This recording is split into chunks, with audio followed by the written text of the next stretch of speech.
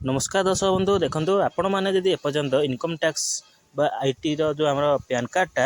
जदि करना यथाशीघ्र करना माने आपण पैन कार्डटा को आपणकर आधार सह संजोग कर आयकर विभाग करदाता मानक स्थायी अकाउंट नंबर पैन को डिसेम्बर 31, 2024 पूर्व आधार कार्ड सहित लिंक करने को अनुरोध करने फल विफल हेले पैन कार्ड निष्क्रिय हो जहाँ कारबार समस्या दे तेणु आपण मैंने जो बैंक रे टंका जमा करती उठाती पैन कार्ड देखा रही तेणु आपण जो सरकारी चाकरी होते आपण कौन टिकस भरवे कौन पैन कार्ड दरकार रोचे तेणु जदि न करेंगे आपण पैन कार्ड आधार संगे संजोग लिंक जब न करेंगे ताहले आपणकर कौन हो पैन कार्ड टी रद्द कर निष्क्रिय माने रद्द कर जहाँफल आपण मानक आउ कौन सी सुविधा मिल पारे जहाँफल आप बैंक हो चाकरी टैक्स रिटर्न को होला बेले आपन को विभिन्न प्रकार असुविधा भोग करा पड़ो तेणु इनकम टैक्स डिपार्टमेंट आपन को अनुरोध कर 31 डिसेम्बर पूर्व आपण मैंने यथाशीघ्र निजर पैन कार्ड आधार सहित लिंक करा दियंतु कलापर आपण मानक आ कौन प्रकार असुविधा हेनी आप जमी समस्त कारबार करते सेमती करेंगे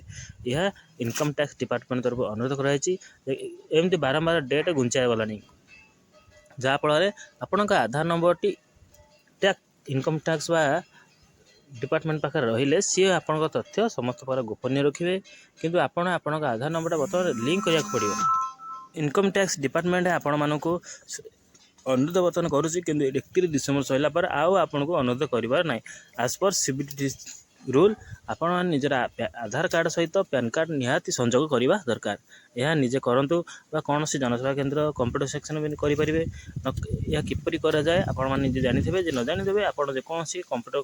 सेंटर को जातु सेठी आपणकर लिंक कराई दे न करे आपणकर समस्त सुविधा आईटी रिटर्न हो जो चाकरिया सहित इनकम टैक्स रिटर्न करंतु कि आपण बैंक रे ट्रांजैक्शन 50,000 आजिकल हो 50,000 ऊर्ध ट्रांजैक्शन करवा माने हो जाउछ कोन आमर पैन कार्ड निहात दरकार ना आप ट्रांजैक्शन करेंगे यहाँ आरबीआई गाइडलाइन तेणु आपण मैंने इनकम टैक्स जब दौथे ताल आपण मानक भी असुविधा हम आपड़ भी रिटर्न करेंगे आपन को टैक्स बढ़ी अधिक हो स्लैब आप चेंज हो तेणु आपण मैंने बर्तमान कौन करूँ ना आपण आधार नंबरटा पैन कार्ड सहित लिंक कर कलापर आपण मानक जमी पूर्व सुविधा मिलता है मिले तेणु वीडियो भल लगे लाइक करेंगे शेयर करेंगे सब्सक्राइब करेंगे नमस्कार जय जगन्नाथ।